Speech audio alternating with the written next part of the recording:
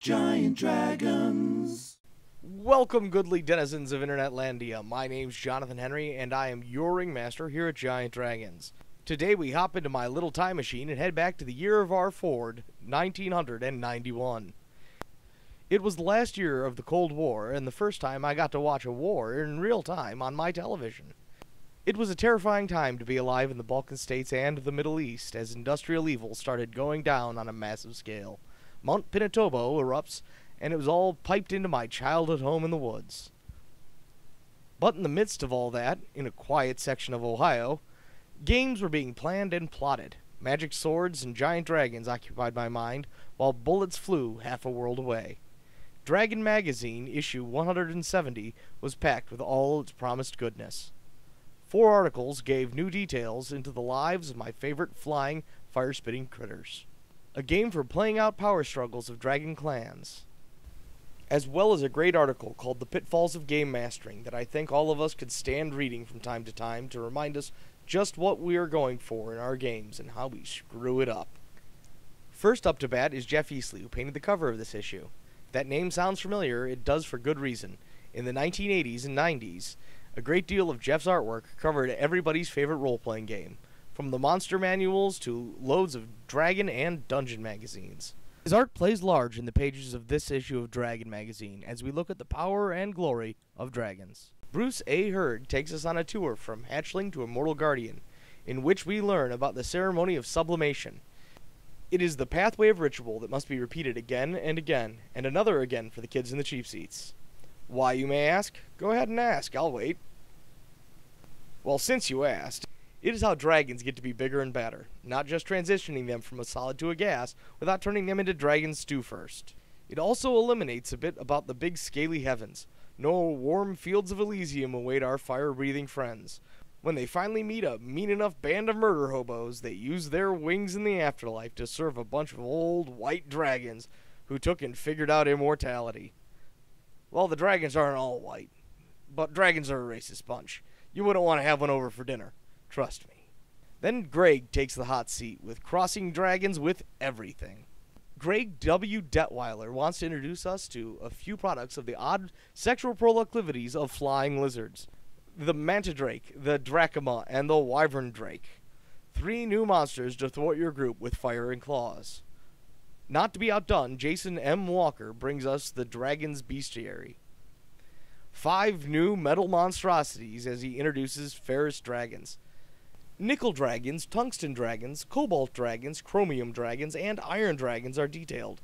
Strangely, only one of these dragons would be attractive to a magnet without a great deal of electrical charge. But they will cause your PCs to stick to the ground, oftentimes permanently. While some may say these dragons are mineralogically confused, I say they just identify as ferrous. All of those improbable dragons have their own clans, cliques, and ladies' book clubs. But they all share a grand high Pruba, Grualathor, supreme dragon of the Ferrous Dragons. Seems it is an office where you are possessed by the souls of all past Grualathors. Or is it Grualathri? Regardless, they are always looking to get some of that sweet, sweet vengeance against red dragons everywhere. More dragon racism comes to the surface, and it's just as ugly today as it was in 1991.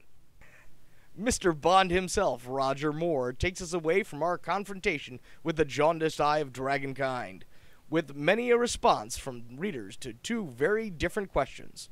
The first one expounding on a list of D&D-ish Japanese cartoons and other cartoons good for gaming inspiration. Next, readers responded to a letter from issue 163. Robert Roger wanted help to get back the reins of his West End Games Star Wars campaign. With Money Ed Madness, the group got great gizmos that are now causing consternation. Loads of the suggestions were very good, but everyone missed the sage advice of Mike Pondsmith: explosives. The Voyages of the Princess Ark is a bit of fiction following the adventures of an Alphian explorer and his crew as they journey across the D&D known world in their skyship. Wings of the Wyvern is another bit of fiction about a hero with a single prop plane, a rifle, and dragons in their sights. The Role of Computers covers the newest games of 1991, but the next bit sort of steals the show. If you remember looking at the cover by Jeff Easley, it's kind of a spoiler. Yep, There it is. Giant Dragon's goodness explodes off the page with a game called Dragon Kings. C.C. Scott and Thomas Frick team up for a 4-page board game that'll let you play damn near anywhere with just a pen, paper, and a handful of coins. The game is simple and is for 2 or 4 players.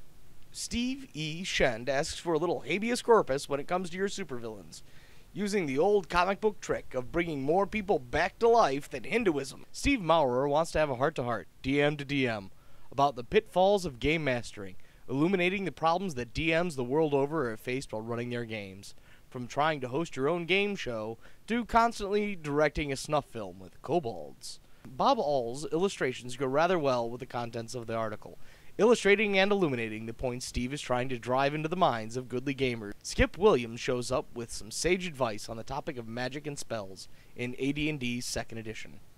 Robert Bigelow brings it back to giant dragons on the other side of the looking glass, with a strong showing of well-painted examples of the little pewter goodies that you can acquire for just a few American quatlos.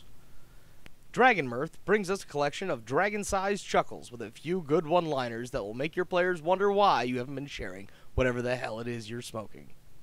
Physics rears its ugly head again, while Barbara Mano and Chris Adams use Yamara to illustrate conservation of momentum, followed by 3 pages of The Twilight Empire. This is a fantastic issue to get more giant dragons into your games, because nothing motivates a good group of murder hobos like a giant hoarder of expensive stuff.